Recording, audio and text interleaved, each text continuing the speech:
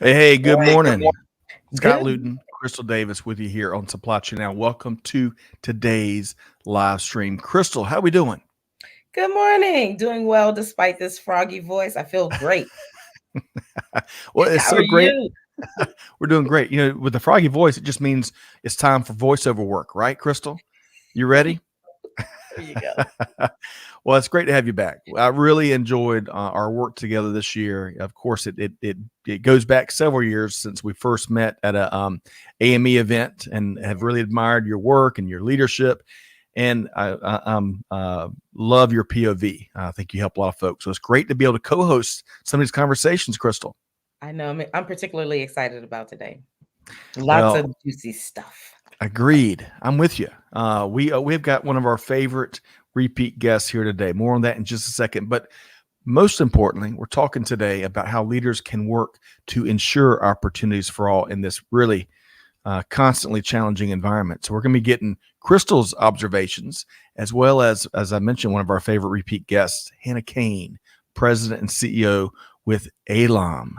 ALOM, I think I nailed that, Hannah, as I peer at it in the green room. Hey, we're going to be touching on the Build Back Better bill. We're going to be touching on the recent Infrastructure Act. That's where, all that's working its way through government and you name it. And of course, industry. We're going to get Crystal and Hannah's take on what that might mean for global supply chains and for folks looking for opportunities. So stay tuned for what promises to be an informative and intriguing conversation. Am I right, Crystal? Absolutely. I am so excited about today. I mean, the theme that you've laid out, right? Creating opportunities for all. I think all of those topics fit so well in that theme. Agreed. And that is our responsibility as leaders for sure, Yes. not to leave anybody behind. So before we say hello to a few folks, I'll see you, Jonathan and Latif and Paul. Great to see y'all. I want to make just a couple of quick announcements. We've got some, no rest for the weary. We're we're rolling into the end of this year, right into the beginning of next year, not missing the beat. Just too much going on in global business, really. January 13th, Crystal, we've got a practical webinar focused on practical strategies for adapting to demand and supply uncertainty. And there's no shortage of uncertainty out there in the marketplace, is there? Absolutely not. Absolutely not. And we're going to talk about that uncertainty today and We how it's sure are. impacting people. We sure are. So join us for this webinar with our friends from the Tools Group on January 13th, 2022. And that's at a special time, 3 p.m. Eastern time. So join us for that. The link to join is in the show notes, or you can go to supplychainnow.com. And also, adapt or die. Have you ever heard that phrase, Crystal? Uh, similar, Okay. similar, but I Right. love it. Yeah. There's so much truth, right? There's so Yes. much truth in that. So we're going to be joined by the one and only Jeremy Bodenhammer, author of Adapt or Die, Your Survival Guide to Modern Warehouse Automation. And I tell you, I was on an event with our friends over at Six River Systems, Crystal, with Jeremy. And he does not fake the funk on a nasty dunk. He brings it every single time. It's the only way to be, right? That's the only way to be. And that's such a hot topic given that there's this war for talent, particularly in the supply chain space. I love it. Agreed. All right. And finally, this has been a little pet project of mine and Kelly Barner's for a year or so, maybe going back a little longer than a year. And so every week we drop a podcast really focused on the intersection of history and business. This week in business history. Imagine that. What a creative title, huh? So for this week, I looked at some things you don't know about two businesses that everybody knows: Kentucky Fried Chicken, one of our favorites around here, and Ben and Jerry's, which are the makers of my favorite ice cream. Have you ever had Cherry Garcia? I've not had that flavor, but I like their what is it? It's like it's not Mississippi mud, but it's similar to Mississippi mud. Well, their chocolate chip cookie dough ice cream Oh yeah, is going in the Hall of Fame of global ice creams. I think it's one of their bigger sellers. It could be that one, but Cherry Garcia was one of their earlier hits. They named, of course, for Jerry Garcia. And Crystal, he said when they sent him 8 pints of ice cream and they got his response through his PR rep, his quote was something like, "Well, it tastes pretty good, but I'm good with it as long as no one's out there naming motor oil after me. I'll take ice cream." So I guess he was a fan of Cherry Garcia. But y'all can check out This Week in Business History wherever you get your podcast from. Okay, so Crystal, before we bring on the one and only Hannah Kain, let's say hello to a few folks. Some of our favorite folks have showed up in the comments.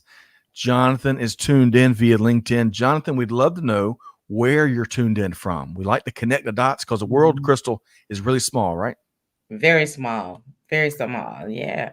And it's getting Welcome, smaller Jonathan. and smaller every day. Crystal and I both are in the Metro Atlanta area, by the way.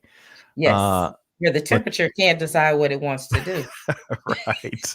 It's Minneapolis one day and it's Florida the next or something. Latif, great to see you here via LinkedIn. Let us know where you're tuned in from. I look forward to all of your comments here today. Paul from Fremont, California. Happy to be participating via LinkedIn. Great to see you, Paul. I like that headshot. That is warm, friendly, confident. You want to go out and have a beer with Paul, don't you? Absolutely. Wasn't it sunny California? Yeah, that's right. Gene Pledger from North Alabama. Gene, great to see you here today. Hope this finds you well. He's one of our favorites. Gene made a trip up to Chicago not too long ago, Crystal, and ate at some of the finest restaurants known to humanity. So, and sent us some pictures too. Steaks, steaks about that thick. Wow. So, and then some. Kaketso, great. And I hope I got that right. If I didn't, let me know. It's important to get everybody's name right. Good morning. Very excited and happy to participate. Joining from Botswana via LinkedIn. Great to see you here. Love it.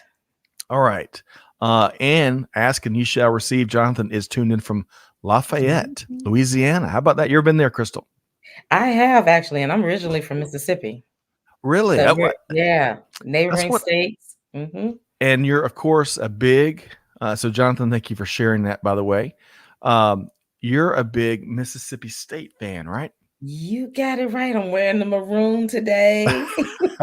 I love it. I love it. And they, Leach, is it Coach Leach? Is that the football coach at Mississippi State? Is that right? All right. That's how you pronounce it. Yeah. I think so too. And they're making a comeback. Their air raid is his offense, I believe. So we got faith. We got faith. And Jonathan, man. Jonathan, go Tigers. That's good stuff, Jonathan. I'm great to see you here. Talk noise down in the swamp. That's right. That's right. Well, Paul, hey, we mean it, and great to see you. Sylvia Judy is tuned in. She's been a part of, I think, 3 live streams this week. She is making stuff happen and move in the Charleston, South Carolina area. She is in the logistics business, Crystal. Awesome. I hope Sylvia's getting in on that Volvo stuff down there. I do too. I know one of the things that she's getting into is jelly and jam making. She is she's one of the best. So, and if you're lucky, you might just get some of her product. So we'll see. Scott, somebody just I don't know who the name is, but they just put Roll Tide in there. Oh my God. So sometimes, and folks, thank you. We love the sports banner. If it shows up like this, it just means you've got a LinkedIn setting, a security setting. So Amanda or Clay, maybe you can let us know who is the big Bama fan. And finally, Latif is working in, let's see, KSA. I should know that acronym. KSA, is that well, we'll see. We'll figure that out. I bet Hannah can help us with that. So are you ready, Crystal, to introduce our guest here today? Ready to bring her in? You know what? I am. I'm so excited. I'm going to actually do a little reading here because I just love all the things that she's involved in. Awesome. Yes. Well, and Hannah's been here before, so she's a fan favorite. She is one of our big time repeat guests. We had to go through her agent to get her booked. I want to welcome in Hannah Kain, President and CEO with ALOM. Absolutely. Hey, Anna, how you doing? I'm doing fantastic, and I'm so excited to be here. So thanks for inviting me, and I really look forward to our discussion today. We do too. It's great for all 3 of us to get together. We enjoyed our pre-show conversation, and we're ready to go. And I should have known this, as Latif has reminded me, it's Saudi Arabia, the Kingdom of Saudi Arabia. I should have gotten that KSA. But Latif, great to have you here. Look forward to your perspectives. And one final thing before we get started. Sylvia is wearing maroon today as well. She's a big South Carolina Gamecocks fan, and she was involved with Volvo, as you mentioned. She said she introduced pink hard hats to Volvo Ridgeville. How about that, Hannah and Crystal? Love that. Yeah, absolutely. All right. So, well, we're going to get started. We were just talking about jelly and jam with Sylvia. Before we get into the center plate of our discussion today, we're going to have a little fun because we're going to talk about National Maple Syrup Day. That's today. Who would have thunk maple syrup has its own day? But it does. So, Hannah and Crystal, I want to pose, and Hannah, we'll start with you. When I think of maple syrup, I think of breakfast, and then I start thinking about all of my favorite breakfast foods. So, question for you as we get warmed up here: what's your favorite breakfast dish, or your favorite place to get breakfast? Oh, I'll talk about that, Scott. But when I hear maple syrup, the first thing I'm thinking about is my famous cold walnut ice cream souffle. And that has so much good maple syrup in it. You can really feel it. And rum, I love rum, right? And of course walnuts and all the sinful things. And so that's why I use my maple syrup. But the favorite place to get breakfast. I was just in London, and I did a trip to Europe, and honestly, it was mostly vacation, but I can always claim it was to check out the supply chain situation over there, right?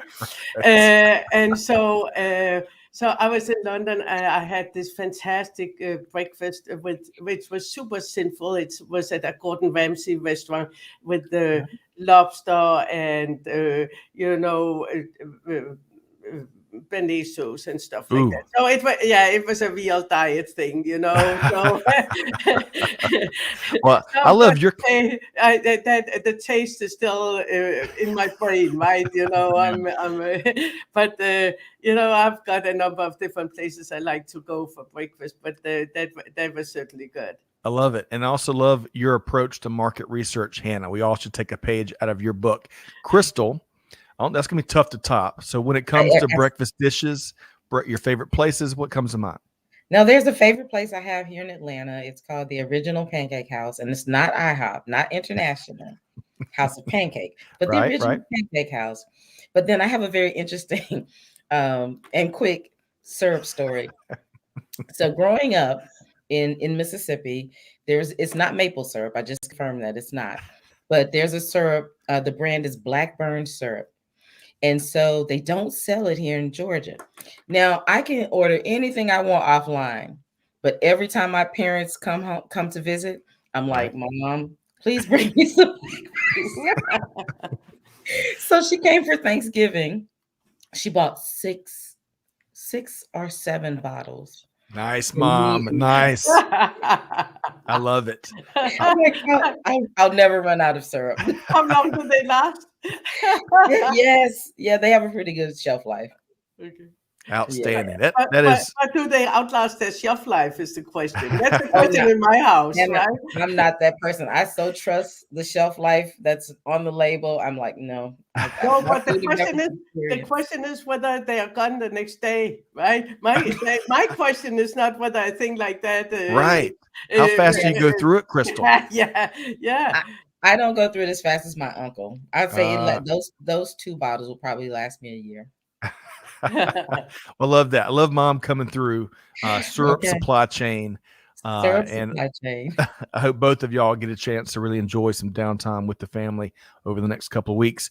Echoing a couple things here, Sylvia says, "You had me at rum and ice cream souffle." I love that, Sylvia. And Sadaquat, maybe. If I got that wrong, please let me know. But great to have you here via LinkedIn. Look forward to your POV here today. One last comment about rum. My dear grandmother made a great rum cake, but on one such occasion, she heavy-handed some rum, and we had a very eventful lunch. I might be exaggerating just a smidge, but I still remember her laughing over using too much of one ingredient. So love how food brings back all kinds of. It can happen with rum. Plus, you need to taste it when you use it, right? Just to make sure it's still good. Right. So, all right. So we could talk about food for hours. I want to switch over. We're going to talk a lot about leadership and how it can empower and how it should empower opportunities for all. But before we get there, Hannah Kain, you joined us for a podcast. I can't believe I had to go double check. We released that in January 2021, almost a year ago. And of course, no shortage of things. Yeah, isn't that crazy, Crystal? No shortage of things have happened since. But I know you want to kind of give a few updates and maybe expound on a thought or two from your time with us a year or so ago. So let's start there. What's the latest, Hannah? What's on your mind? Oh, there's so much going on this year. It's been a super exciting year from many perspectives, and especially being in supply chain. Some supply chain professionals may say it has been too exciting, right? Right. But last year, I think we all thought about, okay, how fast can we shift over and deal with this new reality? And one of the things that stuck with me after our last session was we talked about ALOM having switched over really fast and started being part of the solution for the COVID crisis, and Right. and how could we so we are doing millions of COVID testing kits each week, and the question was how did we shift over so fast? And I think then we also spoke a little bit about this thing that I had started the company being an immigrant. Right. And I was thinking afterwards, maybe it was some of the same tools you pull out, right? You get into a new environment, and the environment you're used to really doesn't exist any longer as far as your reality. And so you've got to shift to the new reality. And so maybe some of the tools that I pulled out as an immigrant also helped in that business transformation. And I think it still does, right? Because I mean, the realities are shifting so fast. Right? Last year was all about the supply chain demand shifting so very, very fast. And this year has been more about the supply crisis and the logistics breakdown and a number of other things that have impacted everybody in supply Right. chain. So I think you need to reposition and rethink supply chain and what's really important. And I hope today we get some time to talk about the long-term prospects for what should supply chain professionals think about long term, because I mean, in 2020 we put band-aids on everything, Right. and I think now we are at the end of the second year of the pandemic, and we have got all these disruptions, some of them pandemic related, some of them related to other stuff. Right. And now is a really good time for everybody to think about regrouping and looking a little bit out in the future. I agree with you. And Crystal, I'm coming to you for your comment after what Hannah just shared there. One of the things that comes to my brain is, she spoke about the new realities. Well, I think the leaders and leadership teams that truly embrace the new reality and kind of wasn't in denial, that those first movers, I think that's part of what Hannah's talking about. It is what it is. We got to lean into it and then put a plan around it to navigate through it. But Crystal, what'd you hear there? So I heard a lot, but particularly in connecting the two stories that Hannah mentioned about when she came to the U.S. and then, where she is in business, and last year being able to pivot very quickly. Some of the things that came up for me as she was talking about is just how when you have a determination, right, to move forward and adapt, to the resilience to come to this country with one suitcase, right? And to be in the position of where you are, I mean, that just speaks volumes. So Yep. to do the same thing and not crumble under pressure of last year, and even adapting your market, I think is just tremendous. And then I like the way you talked about rethinking things.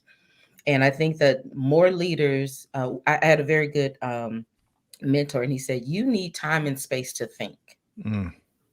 And so I like that. It just reminds us how important thinking about things and being able to steal away, separate from the crisis, get quiet, get still, and rethink about the possibilities. So those are some of the things I heard. And Crystal, I agree with you, this thing about thinking, but it's also reflecting, right? So I try to put time aside to reflect on things, right? So it's both thinking and thinking out in the future, but also reacting mentally to what happened, and think about, what went well, what didn't go well, what should I adjust? Is this the right thing that we actually did? And, those type of things. So yeah, Agreed. reflecting is important. Agreed. And we can't let the machines do all the thinking and reflecting for us, right? We got to find that time. That's where some of our biggest, most powerful innovations come from. And Sylvia, I agree with you. We got two female trailblazers here, two trailblazers in general, and we're big fans. I am an acting fan club member of both the Crystal Davis and the Hannah Kain fan clubs. Okay, so I want to talk about. Hannah, you were making both of y'all are making some observations of some of what we're seeing out there. Let's deliberately kind of embrace that topic. So, especially related to creating opportunities for all or leadership best practices, what are you seeing out there in the current state? And Hannah, let's start with you. What are you seeing out there?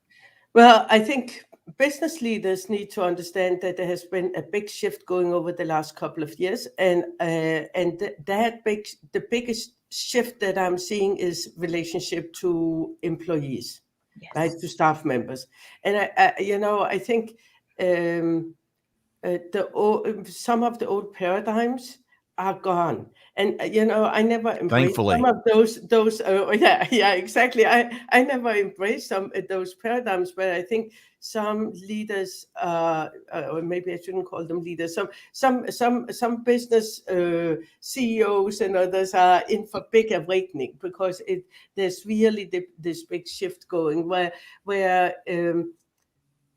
It's not about making a paycheck. It's about being part of something bigger, creating an environment where it's fun and engaging and challenging to go to work. You feel developed. You feel part of a bigger both mission and family, maybe. And so I think the employee relationship definitely are changing. And of course, with the talent crisis that Crystal already touched on, you really need to help develop everybody and help elevate them. So we started this many years ago. I mean, basically, my philosophy when I started ALOM was, okay, we want to do right by everybody in the supply chain. We want to do right by suppliers, employees, customers. And so everybody talks about being the supplier of choice to the customers, right?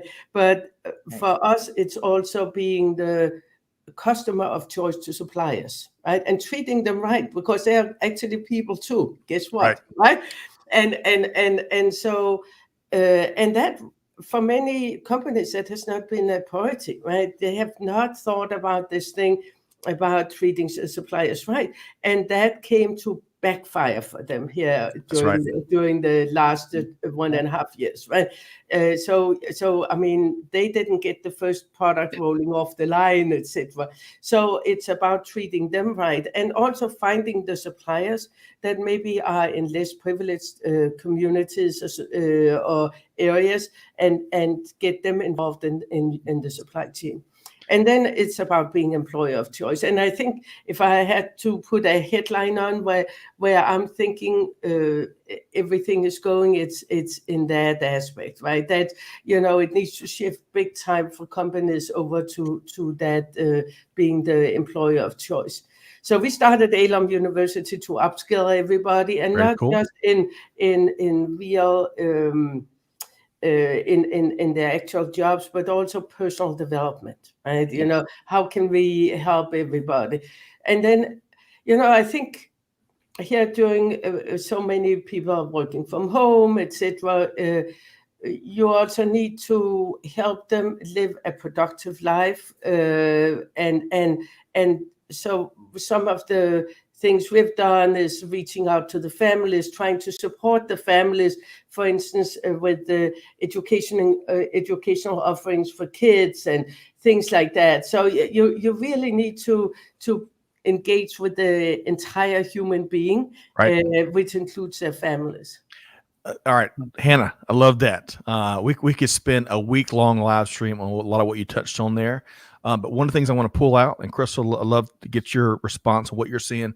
But thankfully, we are. I used to be in the metal stamping business with some of my manufacturing time, and some of those suppliers would want to, or some of your customers would hit you over the head time and time again, right? Use lots of leverage to get what they want. Thankfully, we just had a great live stream yesterday about some of the cool things going on in supply chain financing to get your suppliers paid earlier, right? Not put that pressure on them. And that's one element of what you're speaking to, Hannah, which is, we hear about customer experience all the time, but it truly is time. It's been time to measure and work on the supplier experience because to your point, Hannah, suppliers have lots of options, just like customers, and we gotta level on those suppliers. Crystal, what are you seeing out there? What'd you hear? What are you thinking? Yes, I love everything that Hannah mentioned. I'll say a couple of other points. I find that supply chain professionals, and I can say that because I am one, we're kind of stubborn. That's right. And I'm finding that more people are actually asking for help. Leaders are asking for help, right? And then they're involving more people in problem solving, asking for their ideas and solutions. And then the last thing, I was talking to a former boss of mine from automotive days, and he said, Crystal, if I could just have one predictable day, I would be so happy. He's like, every day it's unpredictable. And in our conversation, he talked about how that weighs on his team. And he said, we really need to understand who on our team wants to be here, who has, the gas and the fuel to continue to figure this thing out. And so just really having that level of awareness and understanding, not only that leaders are being challenged more, they need support. Hannah mentioned reskilling. I can remember back in my day, it was very rare that supply chain professionals and manufacturing people got, like soft skill training. Right. That's right. And so those are some things that I see, happening. Like people just want to be able to come in and know that something's predictable. Right. So I agree, Crystal, and I'm always saying, I wish I had a normal day every once in a while. And I was like, well, how would I recognize it? Right. But I think, if I look at some of the things that worry me, it's wearing down the people, right? Because it's just been, and I hear that from all my friends in supply chain, that what has happened is we have a talent crisis, we have too few people, we have too few people managing very complex situations. Agreed. The technology is not up to snuff yet, right? Yes. To deal with the complexities that we built into the supply chain. Yep. And so then we get the perfect storm, and the only solution we have is we lean on the people we have. Right. And so we are wearing those people down, and that's a big concern, I think, in supply chain. I'm with you. Two quick thoughts, and then I'm going to share a couple of quick comments. We're in this burnout bubble, and it's really dangerous, and we're seeing burnout. Perhaps it's tough to gauge, but all levels of the organization. And then secondly, about technology, Hannah, I would argue that it's still, with autonomous trucking, for example, we're still kind of waiting to get over some final hurdles there, especially safely and efficiently. But it's also being under leveraged, or leadership teams are buying it, and then they're not giving their teams enough support to get it implemented effectively and in a customized manner. We're seeing a lot of that as well. So much. But I think, Scott, when you look at the last 5 to 10 years, we've built so much complexity into the supply chain. Yes. And so the complexity has effectively outrun the technology. So it's not that we don't have new technology. It's not that we don't use technology. It's just that the complexity is increasing faster than the technologies can catch up. That's a good point. It's like it's like a race, and we're going fast, but we're still getting behind, further and further behind. So that's a great point. And of course, consumers and our customers will continue wanting and demanding and expecting more, which is one of the biggest, complexity drivers in global supply chains. So a couple quick comments here. I love what Greg says. Greg says communication from raw material to customer and back to raw material. Yes. Love that, Greg. Michael says just one predictable day in supply chain. Sylvia says a paradigm shift needed with many hierarchy-based organizations. I see companies thrive when recognizing talent in everyone and building upon their strengths rather than trying to put square pegs in round holes. Excellent point. Greg says technology grows exponentially.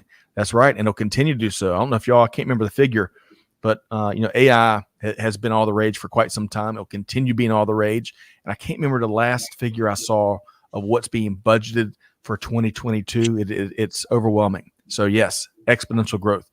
All right, so Crystal and Hannah, I really appreciate both of y'all weighing in on kind of what you're seeing. I want to talk specifically around the theme of today's conversation, which is creating opportunities for all. Because despite all the disruption and innovation and kind of leadership challenges of our time, I'll call it, that both of you have mentioned, oftentimes that does create opportunity, right? We've got to just make sure that it creates opportunity for everybody. So to that end, and Hannah, I'll start with you here. What do leaders need to be doing or not be doing to really help create and enable opportunities for all? What comes to mind? Well, so I think supply chain is a great career, right? And I always tell supply chain young people to consider supply chain. There's so many opportunities, and listen, we are going to have a shortage in supply chain for at least another decade. And getting into a field where there's a shortage means there's lots of opportunities for growth. And so I really. I really endorse and encourage everybody to talk with young people about that.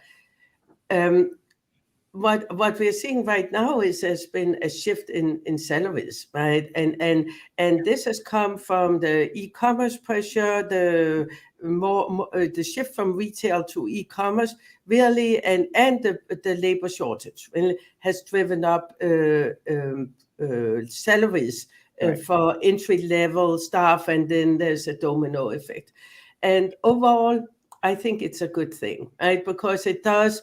If you look at salary development or compensation development over the last decade or the last 2 decades, the entry-level positions really have fallen behind.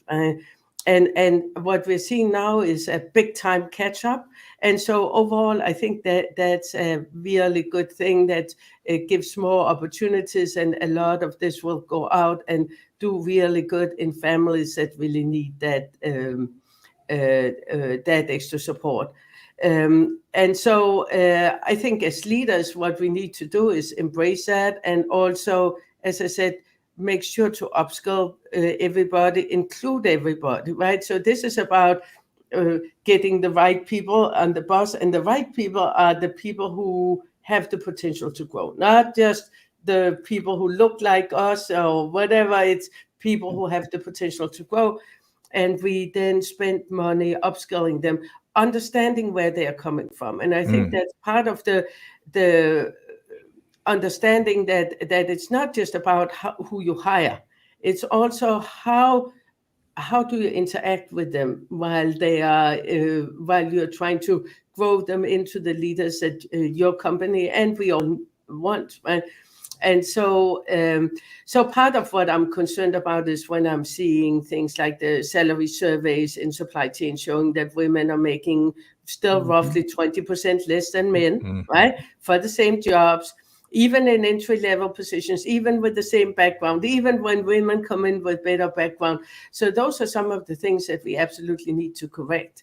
I mean, I could be egoistical and say we don't do that at ALOM, right? So we have a much bigger pool to select from, right? Because, all the other ones, I could call them idiots, but then we are on live stream, right? So all the people who don't treat women and minorities right don't get that same choice, right? And I believe it's a big competitive advantage, right?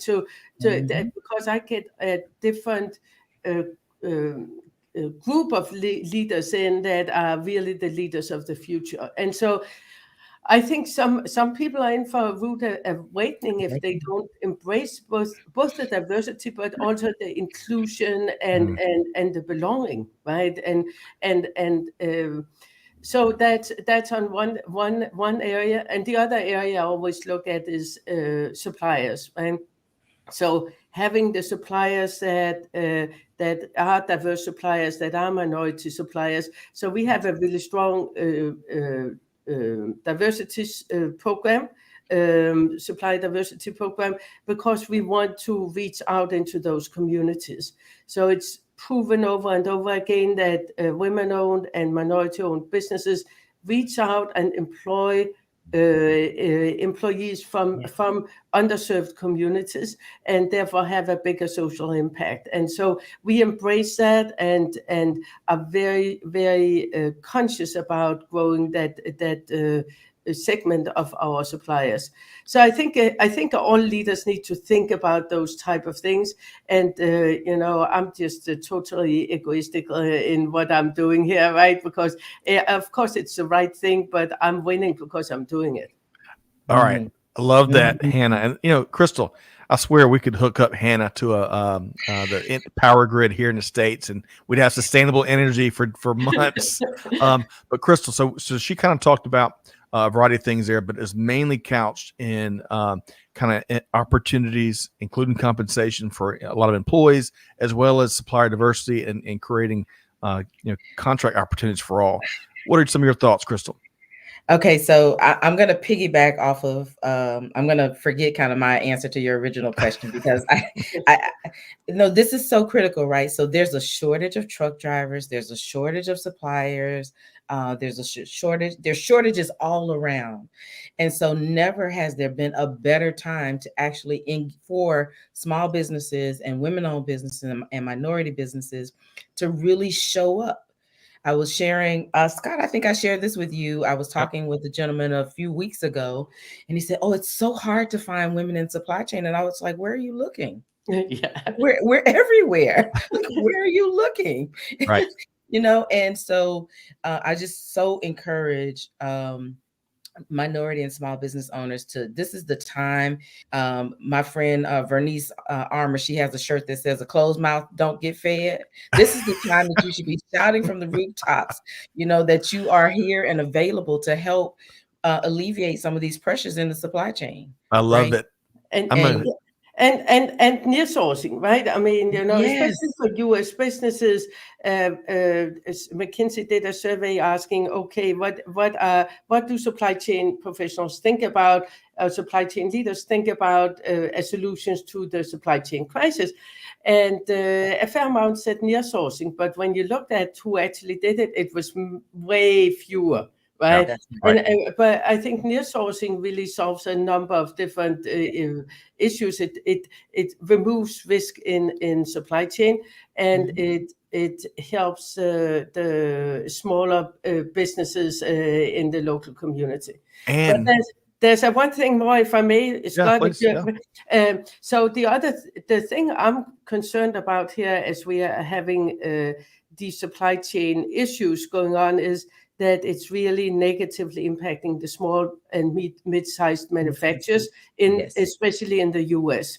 Yeah. And so what's happening right now is because of the supply crisis, everybody needs to place orders further out, right? Yep.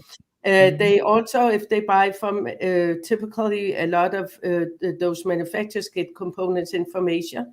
They need to place bigger order quantities because the minimum order quantities have gone up. Then they need to pay the supplier when the product leaves the factory, but then the product sits longer on the water, and the transit time is much, much longer. Yeah. Then they need to get all the components in so that they can turn it into finished goods, and then they turn it into cash. So now you have got this big cash crisis, this big outlay, and that's true for everybody, for all the big corporations too. Yes. But the small, mid-sized manufacturers are just hit much harder in that situation. Then add to that the risk that when they finally get the parts in, sort of 1 year later, it's not the part they actually need, or the market has gone, right? So you have this huge risk. And so while I'm thinking, okay, corporate company, big corporations, I'm expecting we're seeing some of these fluctuations go onto their financials, where they have to write things off and stuff. I think for the small, mid-sized companies, it could be a matter of survival, right? Agreed. I mean, a true cash crisis. So I'm really worried about that. I'm with you. Go ahead, Crystal. I was just going to say, so am I, Hannah. It's And the other thing is that the larger corporations, are, of course, get first priority, for those raw material suppliers. But one of the things that that I've been talking as I've been talking to mid-sized and small manufacturers is encouraging them to really get more predictable on their forecasts Yeah, and that's revisit their the products that really drive revenue, because if you're going to tie up your cash, you got to be focused on something that's going to get you an immediate return. And that's part of what I think leaders need to be doing, is being bold about rethinking the products that are maybe just regular high volume versus the products that bring in more revenue and more profit margin, and how that impacts them on the back end of the supply chain. They have to look at that marriage. Yes. All right. This is blown up into a full-blown master class in supply chain leadership, which I love. Let me get a couple quick comments in. And by the way, I got to start with so this is Amanda. She says, I'm obsessed with Hannah and Crystal, and uses that quote, a closed mouth doesn't get fed. That's such a great Scott, you t-shirt. got to say it right, the Southern way. Oh, Don't get don't get fed. All right. Not proper English. That is not proper English. I'm going to completely steal that from you and your friend, Crystal. Let's go back up here to Jean. And Jean, love your contributions. Opportunity creation also exists at the grassroots level, the individual. And Crystal, Hannah, I'm coming there next on the individual. The reason I am becoming an Apex instructor, Jean says, is to help them find their path instead of depending on others. I love that, Jean. I love it. Bring it. Michael says supply chain is an outstanding way for young people to learn the nuts and bolts of the business, because it literally touches every department. And I would add to that, Michael, I agree. Hannah said, no one does supply chain alone, right? And so it's a whole ecosystem. You learn so much about global business through supply chain. Sylvia, Crystal, spot on. Where was he looking for talent? Going back to Crystal, your observation. And she also adds, lead time from Asia has increased from 6 weeks to 16 weeks. One more comment, and then I want to touch on this individuals, because they don't get out of responsibility to finding opportunity. But Hannah, you brought up near sourcing, and I loved a lot of your thoughts around that. One, because it does address a lot of different things. But it also can help us take empty miles out of global supply chains, right? And frankly, a lot of waste. And that's not,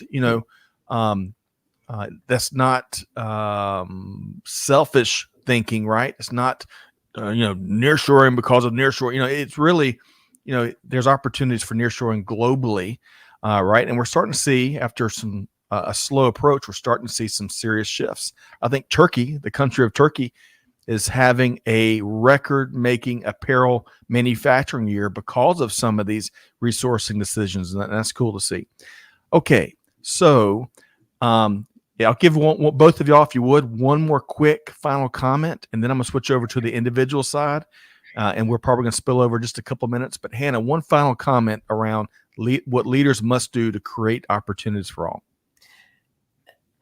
I think helping everybody setting goals for themselves, right? And thinking about where they could go and open up everybody's eyes to opportunities, right?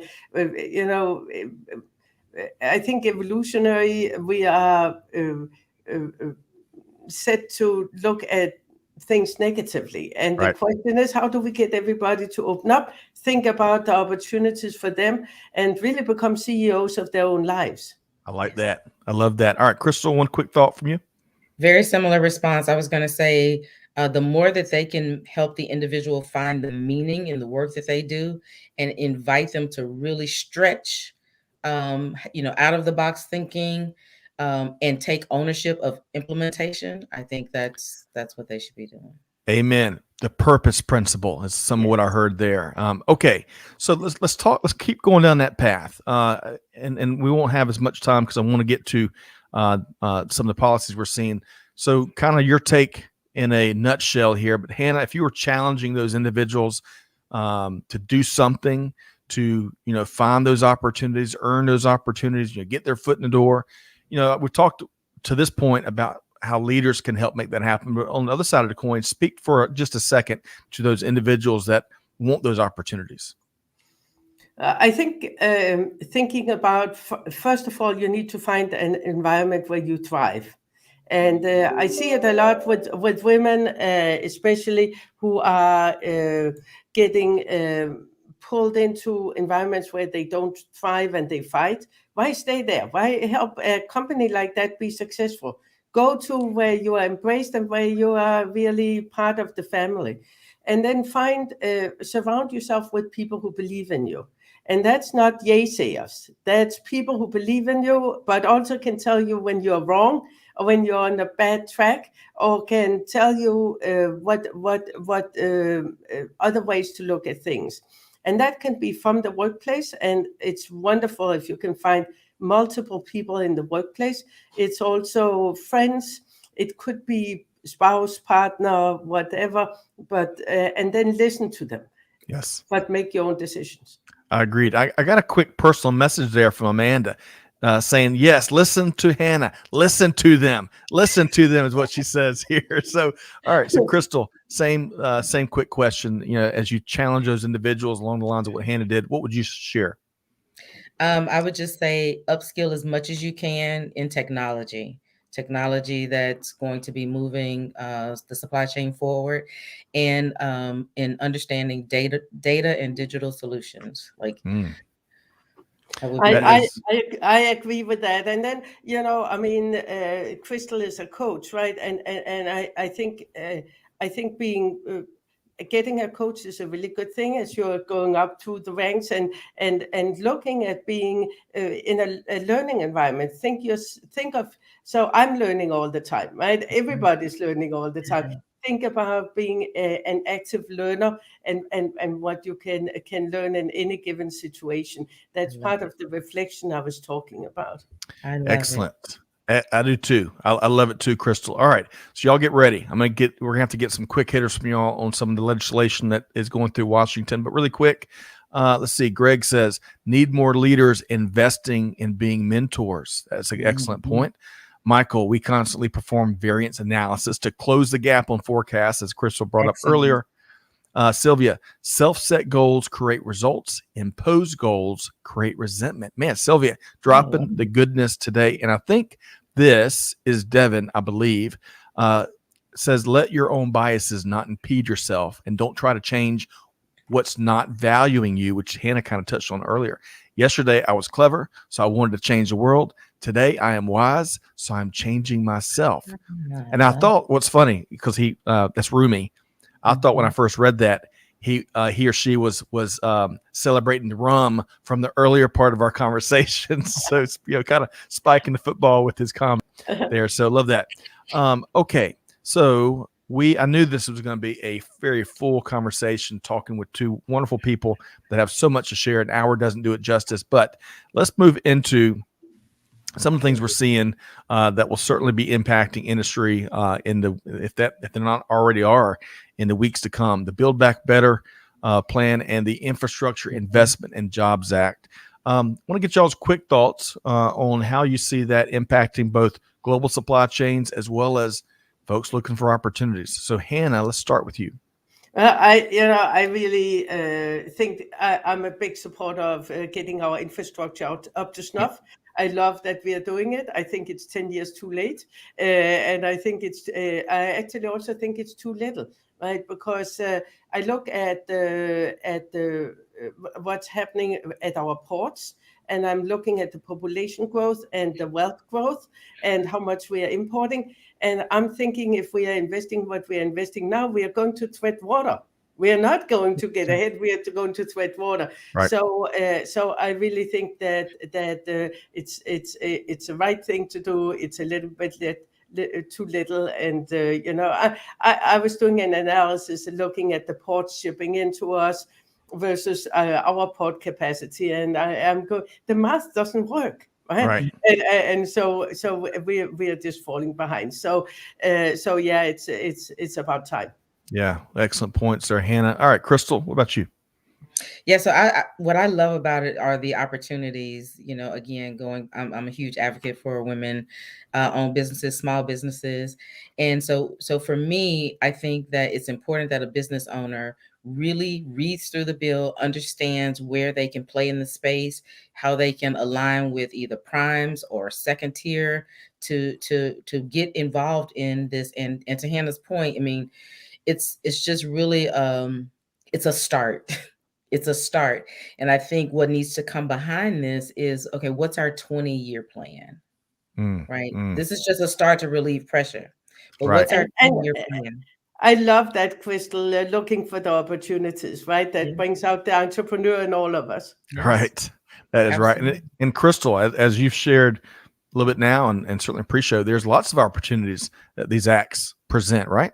Oh, absolutely. I mean, if you think about and learn and it's important to understand the derivative of one section to another, right? So if there's focus on climate change, that means there's a lot more manufacturing that's going to happen Mm. of things that drive climate change. If you look at their expanding high-speed internet into like rural areas, so now manufacturing companies, supply chain companies, they can match technologies and data and EDI and all of those types of things much better in rural areas. So think about the derivatives and the connection points, and find us an opportunity to engage. Excellent point. And, we don't have time to get into it here today, but you touched on kind of that digital divide that exists. And that's a really, it's a terrible thing. And so I think hopefully there's a combination between government policy and the private sector that can attack that so that we can really create connectivity globally, especially for, the youngest generations that are still connecting the dots and trying to find their passion and purpose that both of y'all have spoken to. Yes. Yes. Okay. And this, by the way, I got this wrong. This is Korai Koze, one of our favorite guests here that is always lurking in the skyboxes. Korai, I hope this finds you well. Great to see you. Okay. Now, as we start to wrap, I've got a bold question to ask to both of y'all for your bold, fearless responses. And that's going to be, what's one thing, if you could boil it down to one thing that business leaders can expect, put their money on, what's going to take place in 2022, what would that be? And Hannah, I'm going to come to you first. Well, I'm going to stick with supply chain, right? I think some people have said the supply chain crisis will be over in the beginning of 2022. Not so. I mean, it's not just pandemic related, right? Though again, the pandemic doesn't look to really let up, right? But Right. but it's also it's regulatory, it's trade policies, it's weather events, it's a number of different things impacting the supply chain, and it's going to get easier in the second half of 2022 is my prediction, but it's going to be there. And then we already spoke about the personal people relationship within the companies, and I think I always believe collaboration works, inclusion works, respect works. So I think that there's a big shift going, and people who are the business leaders who are not embracing that and being part of the leadership in that will really be left behind. I love that, Hannah. All right, I'm coming to you next, Crystal. But what Hannah just mentioned there to me reminds me of what I call the so what factor. And you think about all the decisions that weren't made prior to the pandemic because of this small little reason or that small little reason. One of the big shifts I'm seeing is when we hear that kind of stuff. So what? It needs to happen. It needs to be done. We heard from one of the panels we were on a few months back. One of the big hardware companies were talking about pre-pandemic how their employees wanted an easier way to submit reimbursements for expenses, and they held it up. This great innovation, make life easier, for some stupid reasons, she called it. So it was like she said, what were we thinking as we kind of get through the pandemic, and what really matters rises to the top. So those are some great shifts I'm seeing. Crystal, for 2022, what's your one big thing business leaders can expect? That if they don't adapt, they will die. I think, Jeremy's book is so apropos right now. And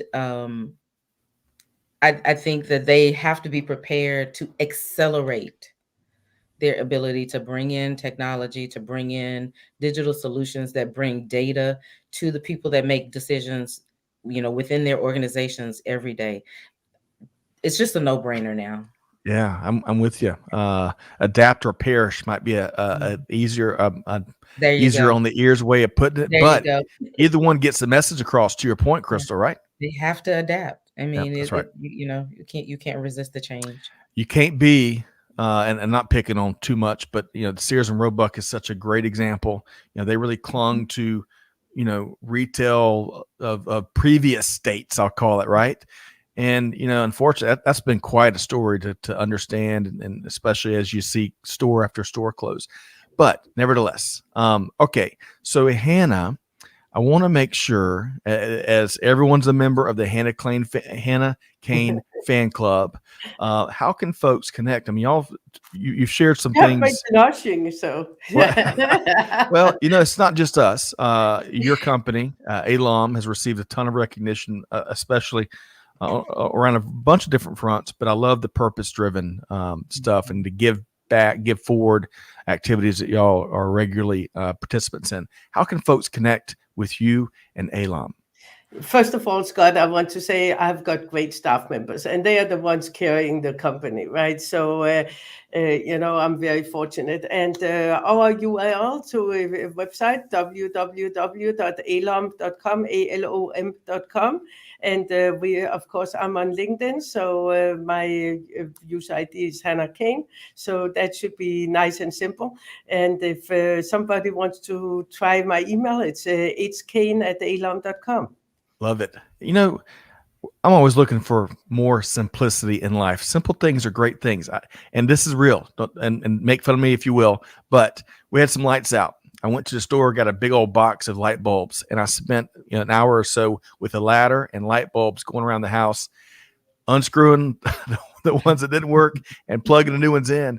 And I'll tell y'all, that simplicity of problem meets easy solution, and you could do it right there.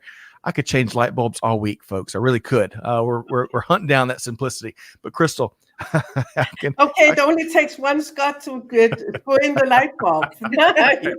You're right. Amanda's not turning the ladder. I promise. We tried that. Crystal, how can folks connect with you? Absolutely. So our website is the name of the company, theleancoachinc.com. And you can also find me on LinkedIn. I hang out there a lot. Crystal Y. Davis.